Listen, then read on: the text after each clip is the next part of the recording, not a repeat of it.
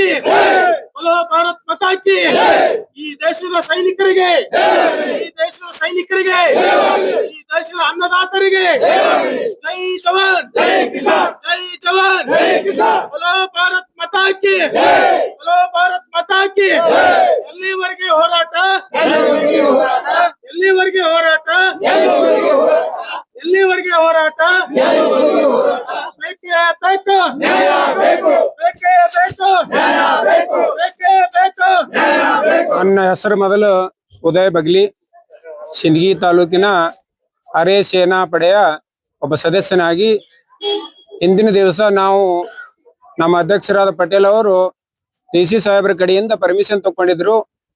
ನಾವು ಯಾವಾಗ ಮೀಟ್ ಆಗೋಣ ನಿಮ್ಮ ಹತ್ರ ಅಂದಾಗ ಇವತ್ತಿನ ಡೇಟ್ ಕೊಟ್ಟಿದ್ರು ನಮಗ. ಆ ಡೇಟಿನ ಪ್ರಕಾರ ಇಂಡಿ, ಸಿಂದಗಿ, ಆಲ್ಮೇಲ್ ಮತ್ತು ದೇವರಿಗೆ ಇಪ್ಪರಿಗೆ ತಾಲೂಕಿನ ನಮ್ಮ ಎಲ್ಲ ಅರೆ ಸೇನಾ ಪಡೆಯ ಮಾಜಿ ಸದಸ್ಯರು ನಮ್ಮ ಜಿಲ್ಲಾಧಿಕಾರಿ ಸಾಹೇಬರಿಗೆ ನಮ್ಮ ಮನವಿಯನ್ನ ತೆಗೆದುಕೊಂಡು ಬಂದಿದ್ದೆವು. ಆ ಮನವಿ ಈ ಪ್ರಕಾರ ಅದಾವ. ಮೊದಲ ನಮಗ ಸೇನಾ ಪಡೆ ಹೆಂಗದ, ಏರ್ಫೋರ್ಸ್, ನೇವಿ, ಆರ್ಮಿ ಅವ್ರಿಗೆ ಒಂದು ಕಲ್ಯಾಣ ಬೋರ್ಡ್ ಅದ. ಆ ತರ ನಮಗ್ ಕಲ್ಯಾಣ ಬೋರ್ಡ್ ಬೇಕು ಡಿಸ್ಟಿಕ್ ಲೆವೆಲ್. ಯಾಕಪ್ಪ ಅಂತಂದ್ರ ನಮ್ಮ ನೋವು ನಲಿವು ಕೇಳೋರು ಯಾರು ಇಲ್ಲ. ಏನಾದ್ರೂ ಈ ಸರ್ಕಾರ ಮೊದಲದು ನಮ್ಮ ಬೋರ್ಡ್ ಸ್ಥಾಪನೆ ಆದ ಬಳಿಕ ನಮ್ದು ಕೇಳ್ತಾರ. ನಾವೆಲ್ಲ ಈಗ 30 ವರ್ಷ ಮೊದಲು ಬಂದವ್ರ ಅದಾರ ನಮ್ಮ ಸೀನಿಯರು, ಅವರೆಲ್ಲ ಅಲದಾಡಿ ಮನೆಯೊಳಗ್ ಕೂತಾರ.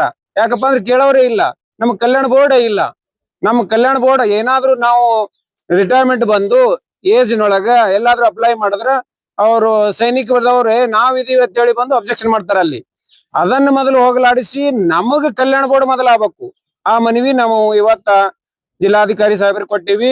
ಎರಡನೇದಾಗಿ ನಮ್ಮ ಸೇವೆಯನ್ನು ಮೆಚ್ಚಿ ಈ ಅರೆ ಸೇನಾ ಪಡೆಯಪ್ಪ ಅಂತಂದ್ರ ಭಾರತವನ್ನ ಎಲ್ಲ ಒಗ್ಗೂಡಿಸ್ಲಕ್ಕ ಇಂಟರ್ನಲ್ ಸೆಕ್ಯೂರಿಟಿ ಮೇನ್ ನಮ್ಮವ.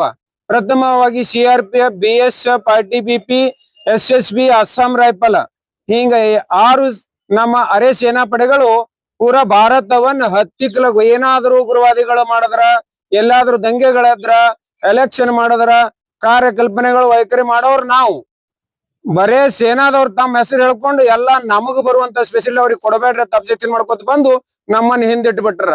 ಇದನ್ನ ಯಾರಿಗಿ ಜನರಿಗೆ ಗೊತ್ತಿಲ್ಲ. ಮತ್ತ ನಮ್ಮ ಸರ್ಕಾರಗಳ MLA MP ಎಲ್ಲರೂ ಅದಾರ, ಅವ್ರಿಗೆ ಗೊತ್ತಿಲ್ಲ. ಯಾಕಂದ್ರ ಅವ್ರ ಮನೆ ಮಕ್ಕಳೇ ಹೋಗಿಲ್ಲಲ್ಲ. ಯಾರಾದ್ರೂ ಬಡ ಮಕ್ಕಳು ಸೇವಾ ಮಾಡಿ ಬಂದು ಹಳ್ಳಿ ಒಳಗ್ ಕೂತ್ ಬಿಡ್ತಾರ, ಅವ್ರಿಗೆ ಕೇಳೋರು ಯಾರು ಇಲ್ಲ. ಈ ತರ ನಮ್ಮ ಪ್ಯಾರಾಮಿಲಿಟರಿಯ ದುಃಖ ಆಗ್ಯದ. ಈ ದುಃಖನ ಹಳ್ಳಿಲಿ ತೋಡ್ಕೊಳಕ ನಮ್ಮ ಜಿಲ್ಲಾಧಿಕಾರಿ ಸಾಹೇಬರಿಗೆ ಭೇಟಿಯಾಗಿವಿ. ಎರಡನೇ ವಿನಂತಿ ಏನಂದ್ರ, ನಮ್ಮ ಏರಿಯಾದೊಳಗೆ ಎಲ್ಲಾದ್ರೂ ಗೌರ್ಮೆಂಟ್ ಜಮೀನ್ ಇದ್ರ ನಮ್ಮ ಸೇವೆ ಮಾಡಿದ್ದಕ್ಕ ಸ್ವಲ್ಪ ಆದ್ರೂ ನಮ್ಮ ಉಳಿಮೆಗಾಗಿ ಜಮೀನ್ ಕೊಡ್ರಿ. ಆ ಮಾತಿಗೆ ಅವರು ಎಲ್ಲರಿಗೂ ಜಮೀನ್ ಕೊಡ್ಲಕ್ ಆಗಲ್ಲ. ಯಾಕಪ್ಪ ಅಂದ್ರೆ ನಮ್ಮಲ್ಲಿ ಗೋಮಾಳ ಜಮೀನ್ ಇಲ್ಲ, ಯಾವ ಗುಡ್ಡ ಏರಿಯಾದೊಳಗೆ ಇಲ್ಲಾರ ಕಾರಣ ನಮ್ಮಲ್ಲಿ ಕೊಡ್ಲಕ್ ಆಗಲ್ಲ ಅಂತ ಅದು ಹೇಳಿದ್ರು. ಮೂರನೇ ಮನವಿ ನಾವೇನದ ಅದನ್ನು ಅಲ್ಲಿರಪ್ಪ ಅಂತಂದ್ರ ಈ ನಮ್ಮ ಸೇವೆಗಾಗಿ ಮೆಚ್ಚಿ ಒಂದು ಸೈಟ್ ಆದ್ರೂ ಕೊಡ್ರಿ ಅಂತ ಕೇಳಿದಾಗ ಅದಕ್ಕೊಂದು ಅವರು ರಿಪ್ಲೈ ಕೊಟ್ರ ನಮಗ, ಯಾರು ವಸತಿ ರಹಿತ ಅದೀರಿ, ಸೈಟ್ ಲೆಸ್ ವಸತಿ ರಹಿತ ಅಂದ್ರೆ ಯಾರಿಗೆ ನಿಮಗ ಸೈಟ್ ಇಲ್ಲ, ಮನಿ ಇಲ್ಲ ಅಂತ ಲಿಸ್ಟ್ ತಂದು ಕೊಡ್ರಿ. ನಿವೇಶನ್ ರಹಿತ ಯಾರು ಅದಿರಿ ಅವ್ರಿಗೆ ಮೊದಲು ಕೊಡ್ತೀವಿ. ಅದಕ್ಕಾಗಿ ನಮ್ಮಲ್ಲಿ ಜಮೀನ್ ಸಫಿಶಿಯಂಟ್ ಅದ, ಅದು ಕೊಡ್ತೀವಿ. ಅದನ್ನ ಮೊದಲು ಹೇಳಿದ್ರು. ಅದಕ್ಕೆ ನಾವು ಸರ್ಕಾರ ನಮ್ಮನ್ನ ಕೇಳಿಲ್ಲಪ್ಪ ಅಂತಂದ್ರ ಮಾನ್ಯ ಜಿಲ್ಲಾಧಿಕಾರಿಗಳು ನಮ್ದೇನ್ ಕೇಳ್ತಾರ? ಅವ್ರಿಗೆ ಸರ್ಕಾರ ಹ್ಯಾಂಗ ಆದೇಶ ಕೊಡ್ತದ ಕೆಲಸ ಮಾಡ್ತಾರ ಅವ್ರು. ಮೊದಲು ಸರ್ಕಾರ ನಮ್ಮನ್ನ ಕೇಳಿಲ್ಲ. ನಮ್ಮ ಮೊದಲಿನ ಪೂರ್ವಜ ನಮ್ಮ ಸೈನಿಕರು ಅವ್ರು ಹೋರಾಡಿ ಆದ್ರು ಇನ್ಕೋರಿಗೆ ಏನೋ ಅದು ಕಲ್ಯಾಣ ಬೋರ್ಡೇ ಆಗಿಲ್ಲಪ್ಪ ಅಂದಾಗ ನಮಗೇನು ಸಿಗ್ತದೆ? ಏನು ಸಿಗಂಗಿಲ್ಲ. ನಾವು ಹೋರಾಡೋದಿನ ಮುಂದಿನ ಪೀಳಿಗೆ ಸಿಗ್ತದೆ ಇಲ್ಲ ಗೊತ್ತಿಲ್ಲ. ಹಿಂಗಾಗಿ ನಮ್ಮ ಭಾರತದ ಸೇನೆದೊಳಗೆ ಹೋಲಕ್ ಹಳ್ಳಿ ಜನದೊಳಗ ಈಗ ನಾನೇ ರಿಟೈರ್ಮೆಂಟ್ ಬಂದಿನಿ, ನಮ್ಮ ಊರಾಗ ಹೇಳ್ತೀನಿ ಹೋಗ್ಬೇಡ್ರತ್ತ. ಈ ತರದಿಂದಾಗಿ ನಮ್ಮ ಭಾರತ ದೇಶಕ್ಕ ಮುಂದ್ ಬರುವಂತ ಸ್ಥಿತಿ ಗಂಡಾಂತರ ಸ್ಥಿತಿ ಬರಬಹುದು. ಯಾಕಂದ್ರ ಅರೆ ಸೇನಾ ಏನ ಸೇವಾ ಮಾಡ್ಲಿಕ್ಕತ್ತದಲ್ಲ, ಆ ಸೇವಾ ಯಾರಿಂದಲೂ ಸಾಧ್ಯವಿಲ್ಲ. ಅದಕ್ಕಾಗಿ ಈ ಸರ್ಕಾರಕ್ಕ ಈ ನಮ್ಮ ಮನವಿ ಅಂತ ತಿಳ್ಕೊರಿ, ನಮ್ಮ ಅಳಿಲತ್ತು ತಿಳ್ಕೊರಿ, ನಮ್ಮ ಕೋರಿಕೆ ಅಂತ ತಿಳ್ಕೊರಿ. ಬಹಳ ದುಃಖದಿಂದ ನಾವು ಹೇಳ್ತೀವಿ ಈ ವಿಷಯ. ಈ ಮೊದಲ ನಮಗ ಈ ಕರ್ನಾಟಕ ರಾಜ್ಯ ಸರ್ಕಾರ ಕಲ್ಯಾಣ ಬೋರ್ಡ್ ಸ್ಥಾಪನೆ ಆದ ಬಳಿಕ ನಮ್ಮ ದುಃಖ ನೋವ ನಲಿವ ಅಲ್ಲಿ ಹೇಳ್ಕೋಬಹುದು. ನಮ್ಮಂತ ಜವಾನ್ ಸಾಥಿಗಳು ತೀರ್ ಹೋದವ್ರ ಅದಾರ, ವಿಡೋಗಳು ಕುರ್ಪಿ ತೊಗೊಂಡ್ ಕೆಲ್ಸಕ್ ಹೋತಾರ, ಅವ್ರನ್ನ ಯಾರು ಕೇಳಿಲ್ಲ. ಒಂದು ಡಿಸ್ಟಿಕ್ ಆಫೀಸ್ದೊಳಗ ತಹಸೀಲ್ ಆಫೀಸ್ದೊಳಗ ನಮ್ಮ ಹೆಸರು ಮೊದಲು ಮಾಡಿ ನೋಂದಣಿ ಇಲ್ಲ. ಇಂತ ದುಃಖದ ವಿಷಯ ಅದ ಪ್ಯಾರಾಮಿಲಿಟರಿದು. ನಾವೆಲ್ಲ ಬಂದ್ ರಿಟೈರ್ಮೆಂಟ್ ಬಂದ ಬಳಕ ಎಲ್ಲಾ ಆಫೀಸ್ ಒಳಗ ಚೆಕ್ ಮಾಡಿದ್ರ ನಮ್ಮ ತಹಸೀಲ್ ಆಫೀಸ್ದೊಳಗ ನಮ್ಮ ಹೆಸರು ಗೊತ್ತಿಲ್ಲ. ಇಲ್ಲಿಂದ ನಮ್ಮ ಸೇನಾದೊಳಗ ಸೇನಾದೊಳಗೆ ಯಾರು ಡ್ಯೂಟಿ ಮಾಡ್ತಾರ ಅನ್ನೋದು ನಮ್ಮ ತಹಸೀಲ್ ಆಫೀಸ್ದಾಗ ಇಲ್ಲಪ್ಪ ಅಂತಂದಾಗ ಎಂತ ದುಃಖದ ವಿಷಯ ಅದ. ಅದಕ್ಕಾಗಿ ಈ ಮಾಧ್ಯಮದ ಮುಖಾಂತರ ಮುಖ್ಯಮಂತ್ರಿಗಳಾಗ್ಲಿ ಉಪಮುಖ್ಯಮಂತ್ರಿಗಳಾಗ್ಲಿ ನಮ್ಮ ಇಡೀ ಕರ್ನಾಟಕ ಸರ್ಕಾರಕ್ಕ ಮತ್ತು ನಮ್ಮ ಅಧಿಕಾರಿಗಳಿರ್ತಾರಲ್ಲ ಎಲ್ಲಾ ಅಧಿಕಾರಿಗಳು ಅವ್ರಿಗೆ ನಾವು ವಿನಂತಿ ಮಾಡ್ತೀನಿ, ಮೊದಲು ಈ ಅರೆ ಸೇನಾ ಪಡೆಯ ಒಂದು ಕಲ್ಯಾಣ ಬೋರ್ಡ್ ಡಿಸ್ಟಿಕ್ ಲೆವೆಲ್ ಸ್ಥಾಪನೆ ಮಾಡಿ ಎಷ್ಟು ಜನ ನಮ್ಮ ಅರೆ ಸೇನಾ ಪಡೆಗಳ ಅದಾರ, ಜನಸಂಖ್ಯೆ ಎಷ್ಟದ ಇದನ್ನ ನೋಂದಣಿ ಮಾಡ್ಕೊಂಡು ಮುಂದಿನ ದಿನಮಾನಗಳಲ್ಲಿ ಅವ್ರಿಗೆ ಆಗುವಂತ ಆಗು ಹೋಗುಗಳು ದುಃಖಗಳು ನಿವಾರಿಸ್ತಿರತ್ತ. ಅದೊಂದು ನಮ್ಮ ಜವಾನ್ರಿಗೆ ರಿಟೈರ್ಮೆಂಟ್ ಬಂದ್ 20 ವರ್ಷ ಆಯ್ತು. ಸ್ವಲ್ಪ ಜಮೀನ್ ಇದ್ದು ಅವ್ರ ಜಮೀನ್ ಮಾಡ್ಕೊಂತಿಲ್ಲ, ಹೋಗಲ್ಕ್ ಇಲ್ಲಿ ಊರನ್ನವ್ರ ದಾದಾಗಿರಿ ತೋರಿಸಿ ದಾರಿ ಕೊಡಲ್ಲ ಅಂತ ಜವಾನ್ರಿ ಎಲ್ಲಿ ಹೇಳ್ಬೇಕು. ಈಗಾಗಲೇ ಅವ್ರ ತಹಸೀಲ್ ಆಫೀಸ್ದೊಳಗ ಮನವಿ ಕೊಟ್ಟಾರ. ಇವತ್ ಅಲ್ಲಿನೂ ನಮ್ಮ ಜಿಲ್ಲಾಧಿಕಾರಿಗಳಿಗೂ ಮನವಿ ಕೊಡ್ಸಿವಿ. ಅವ್ರಿಗೆ ಹೋಗ್ಲಕ್ಕ ದಾರಿ ಇಲ್ಲ ತೋಟಗಳಿಗೆ. ಅವ್ರ ಏನ್ ಮಾಡ್ಕೊಂಡ್ ತಿನ್ಬೇಕು? ಸಿದ್ ಜಮೀನಾದ್ರೂ ಮಾಡ್ಲಿಕ್ಕ ಕಷ್ಟ. ಯಾಕಪ್ಪ ಅಂದ್ರ ಊರ್ ಬಿಟ್ಟು 20 ವರ್ಷ 30 ವರ್ಷ ಇರ್ತಾರ. ಈ ಊರಿನ ಏನ್ ಆಗು ಹೋಗುಗಳು ಗೊತ್ತೇ ಇರಲ್ಲ ಅವ್ರಿಗೆ. ಇಲ್ಲಿ ಮಾಡುವಂತ ರಾಜನೀತಿಕ ನೀತಿಗಳೇನದ ಸರ್, ನಮ್ಮ ದೇಶ ಕಾಯುವಂತ ಅರೆ ಮಿಲಿಟರಿ ಪಡೆ ಅಂತ ನಾವು ಹೇಳ್ತೀವಿ. BSF ಇರ್ಬೋದು, ITBP ಇರ್ಬೋದು, CRPF ಇರ್ಬೋದು, ಆಸಾಂ ರೈಫಲ್ ಇರ್ಬೋದು, SSB, ಹೀಗೆ ಸುಮಾರು ಈ 6 ಅರೆ ಸೇನಾ ಪಡೆಗಳು ಈ ದೇಶಕ್ಕಾಗಿ ಹಗಲು ರಾತ್ರಿ 30-40 ವರ್ಷ ತಮ್ಮ ಕುಟುಂಬವನ್ನ ದೂರ ಇಟ್ಟು ಅವರು ಈ ದೇಶವನ್ನ ಕಾದಿರ್ತಕ್ಕಂತ ಸೈನಿಕರಿಗೆ ಗೌರವಾರ್ಥವಾಗಿ ಒಂದು ನಿವೇಶನವನ್ನ ಅವರಿಗೆ ವಸತಿ ಯೋಜನೆ ಅಡಿಯಲ್ಲಿ ಕಲ್ಪಿಸಬೇಕು ಅನ್ನುವಂತ ಬಹುದಿನಗಳ ಬೇಡಿಕೆ ಇದು. ಆದ್ರೆ ಇದುವರೆಗೂ ರಾಜ್ಯ ಸರ್ಕಾರ ಆಗಿರ್ಬೋದು, ಕೇಂದ್ರ ಸರ್ಕಾರ ಆಗಿರ್ಬೋದು, ಈ ಅರೆ ಸೇನಾ ಪಡೆಗೆ ಒಂದು ಕಲ್ಯಾಣ ಇಲಾಖೆಯನ್ನ ಸ್ಥಾಪಿಸಬೇಕಾಗಿತ್ತು. ಆದ್ರೆ ಇದುವರೆಗೂ ಆ ಕಾರ್ಯ ಮಾಡಿಲ್ಲ ಮತ್ತು ಆ ಸೈನಿಕರಿಗೆ ವಸತಿ ಯೋಜನೆ ಅಡಿಯಲ್ಲಿ ಸೂರು ಕೂಡ ಕಲ್ಪಿಸಿಲ್ಲ. ಮುಂದಿನ ದಿನಮಾನಗಳಲ್ಲಿ ನಾವು ಕೇಂದ್ರ ಮತ್ತು ರಾಜ್ಯ ಸರ್ಕಾರಕ್ಕೆ ಆಗ್ರಹ ಮಾಡ್ತೀವಿ, ತಕ್ಷಣವೇ ಈ ಕಾರ್ಯವನ್ನ ನೀವು ಕೈಗೊಂಡಿದ್ದೆ ಆದ್ರ ಸೈನಿಕರಿಗೆ ನೀವು ನಿಜವಾದಂತ ಗೌರವ ಕೊಡುವಂತವ್ರು ಆಗ್ತೀರಿ. ಇಲ್ಲ ಅಂದ್ರ ನಿಮ್ಮಂತ ಅವಿವೇಕಿ ಸರ್ಕಾರಗಳಿಗೆ ತಕ್ಕ ಉತ್ತರವನ್ನ ನಾವು ಕೊಡ್ತೀವಿ. ರೈತರು ಮತ್ತು ನಾವು ಎಲ್ಲಾ ಏನಪ್ಪಾ ಅಂದ್ರೆ ಅರೆ ಸೇನಾ ಪಡೆ ಎಲ್ಲರೂ ಒಂದಾಗಿ, ಯಾಕಂತಂದ್ರ ನಾವು ಅರ್ಥ ಮಾಡ್ಕೋಬೇಕು. ಇವತ್ತ ಲಕ್ಷಾಂತರ ಜನ ನಮ್ಮ ರಾಜ್ಯದಲ್ಲಿ ಬಾಂಗ್ಲಾ ವಲಸಿಗರಿದಾರ. ಅವರಿಗೆ ನೀವು ಅವ್ರ ತನ ಹೋಗಿ ವಸತಿ ಯೋಜನೆ ಅಡಿಯಲ್ಲಿ ನೀವು ಮನೆ ಕಲ್ಪಿಸ್ತೀರಿ ಅಂತಂದ್ರೆ ಇವತ್ತ ನಮ್ಮ ದೇಶಕ್ಕಾಗಿ ದುಡಿದಂತವ್ರಿಗೆ ನೀವು ಹಿಂದ ಮುಂದ ಯೋಚನೆ ಮಾಡಾಕತ್ತೀರಿ ಅಂತಂದ್ರ ನಾವು ಮೂರ್ಖರು ಅಂತ ನಮಗ ಅನಿಸ್ತಾ ಇದೆ. ನಿಮ್ಮನ್ನ ಆಯ್ಕೆ ಮಾಡಿ ಕಳ್ಸಂತವ್ರು.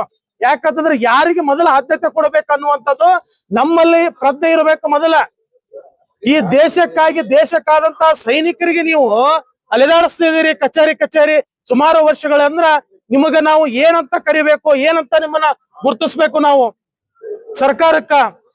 ಮತ್ತು ಈ ರೈತರು ಇವತ್ತ ಅವರು ನಿವೃತ್ತಿ ಜೀವನದಲ್ಲಿ ಒಂದು ನೆಮ್ಮದಿಯಿಂದ ಬದುಕಬೇಕು ಅನ್ನುವಂತ ಒಂದು ಕುಟುಂಬಗಳಲ್ಲಿ ಇವತ್ತು ಗ್ರಾಮೀಣ ಪ್ರದೇಶಗಳಲ್ಲಿ ಕೃಷಿ ವ್ಯವಸಾಯ ಮಾಡ್ಕೊಂಡು ಆ ಎಲ್ಲಾ ಸೈನಿಕರು ಬದುಕ್ತಿದಾರ.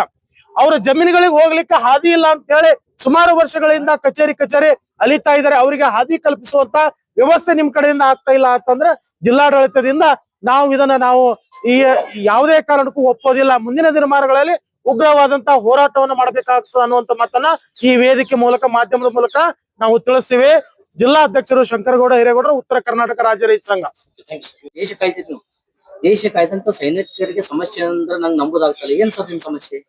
ಸರ್, ಇವತ್ತಿನ ದಿವಸ ಪ್ಯಾರಾಮಿಲಿಟರಿ ಸೈನಿಕರು ಹಾಗೂ ರೈತ ಸಂಘದ ಅಧ್ಯಕ್ಷರು ಎಲ್ಲರೂ ಕೂಡಿ ನಾವು DC ಸಾಹೇಬರಿಗೆ ಮನವಿ ಕೊಡಕ್ಕಂತ ಬಂದಿದ್ದೆವು. ನಮ್ಮ ಉದ್ದೇಶವೇನೆಂದ್ರೆ ಈ ಆರ್ಮಿಯವರಿಗೆ ಏನು ಸವಲತ್ತು ಸಿಗ್ತಿದೆ ಇಲ್ಲಿವರೆಗೆ ನಮಗೆ ಇನ್ನೂ ಆಗಿಲ್ಲ. ನಾವು ಸವಲತ್ತು ಬೇಡಿಕೆಯಾಗಿ ಎಲ್ಲರೂ ನಾವು ಮನವಿ ತಂದಿದ್ದೆವು ಮತ್ತು ಅವರಿಗೆ ಸಿಗುವಂತ ಸೌಲಭ್ಯಗಳು ಇನ್ನುವರೆಗೆ ಅವರಿಗೆ ಸೈಟ್ ಅನ್ನು ಸೌಲಭ್ಯ ಮಾಡಿದ್ದಾರೆ ಮತ್ತು ಸಂಘದ ವತಿಯಿಂದ ಅವರಿಗೆ ಅವಶಾಸನ ಬಿಲ್ಡಿಂಗ್ಗಳು ಕೊಟ್ಟಿದ್ದಾರೆ. ನಮಗೆ ಜಮೀನು ಇಲ್ಲ ಮತ್ತು ಯಾವುದು ಸೈಟ್ ಪ್ರಕಾರ ಯಾವುದು ಇನ್ನೂ ಗೌರ್ಮೆಂಟ್ ಬಿಜೆಪಿ ಸರ್ಕಾರ ಆಗಲಿ ಕಾಂಗ್ರೆಸ್ ಸರ್ಕಾರ ಆಗಲಿ ಇನ್ನುವರೆಗೆ ಅನುಮತಿ ನಮಗೆ ಆದೇಶವನ್ನು ಕೊಟ್ಟಿಲ್ಲ. ಹೀಗಾಗಿ ನಾವು ಹೋರಾಟಕ್ಕೆ ಬಂದಿದ್ದೇವೆ DC ಸಾಹೇಬ್ರ ಹತ್ರ. ಸೈಟ್ ಈ ಆರ್ಮಿಯವರಿಗೆಲ್ಲ ಸೈಟು ಮತ್ತೆ ಅವರಿಗೆ ಕೆಲವೊಂದು ಸಂಘಗಳಿಗೆ ಸಂಸ್ಥೆಗಳನ್ನು ಮಾಡಿ ಕೊಟ್ಟಿದ್ದಾರೆ. ಆ ಸೌಲಭ್ಯಗಳು ನಮ್ಮ ಪ್ಯಾರಾಮಿಲಿಟರಿ ಅವರಿಗೆ ಇನ್ನೂವರೆಗೆ ಒದಗಿಸಿ ಕೊಡ್ತಾ ಇಲ್ಲ ಗೌರ್ಮೆಂಟ್ ದವರು. ಈ ಸಲುವಾಗಿ ನಾವು ಈ ಹೋರಾಟಕ್ಕೆ ಇಲ್ಲಿ ಇವತ್ತಿನ ದಿನ DC ಸಾಹೇಬರಿಗೆ ಎಲ್ಲರೂ ರೈತ ಸಂಘದವರು ನಮಗೆ ಪ್ರೋತ್ಸಾಹವನ್ನು ಕೊಟ್ಟರು, ಹಾಗೂ ಎಲ್ಲ ಮಾಜಿ ಸೈನಿಕರು ಪ್ಯಾರಾಮಿಲಿಟರಿ ಎಲ್ಲ ಸದಸ್ಯರು ಬಂದು ನಾವು DC ಸಾಹೇಬರಿಗೆ ಮನವಿ ಕೊಟ್ಟಿದ್ದು, ಮತ್ತೆ ಇದ್ರ ನಮ್ಮ ಅನಿಸಿಕೆಗಳನ್ನು ಈಡೇರಿಸ್ತಾರೆ ಅಂತ ಹೇಳಿ ಈ ಸರ್ಕಾರಕ್ಕೆ ನಾವು ಮನವಿ ಮಾಡಿದ್ದೇವೆ. ಜಿಲ್ಲಾಧಿಕಾರಿಗಳು ನಿಮ್ಮ ಸಮಸ್ಯೆಗಳಿಗೆ ಏನಂತ ಹೇಳಿದ್ರು? ಅವರು ಜಿಲ್ಲಾಧಿಕಾರಿ ಹೇಳ್ತಾರೆ DC ಸಾಹೇಬರು, ಯಾರಿಗೆ ಸೈಟ್ಗಳಿಲ್ಲ, ಯಾರಿಗೆ ಮನೆಗಳಿಲ್ಲ, ಇರ್ಲಾರ್ದಂಥವ್ರಿಗೆ ಮಾಡ್ಲಿಕ್ಕೆ ನಾವು ನೋಡ್ತಾ ಇದ್ದೇವೆ. ಇದ್ದವ್ರಿಗೆ ಎಲ್ಲರಿಗೆ ಇರ್ತಾ ಇದಾರೆ, ಗುರುಸಲ್ಲಿ ಜೋಪಡಿ ಅಂತ ಯಾವ್ದ್ರಲ್ಲೇ ಇದ್ದೇ ಇರ್ತಾ ಇದಾರೆ. ಇಷ್ಟು ಸರ್ವಿಸ್ ಮಾಡಿ ಯಾರಿಗೆ ಮನೆ ಇಲ್ಲಾರ್ದೆ ಯಾರು ಸಂಸಾರ ಮಾಡೋದಿಲ್ಲ, ಎಲ್ಲ ಇರ್ತದೆ.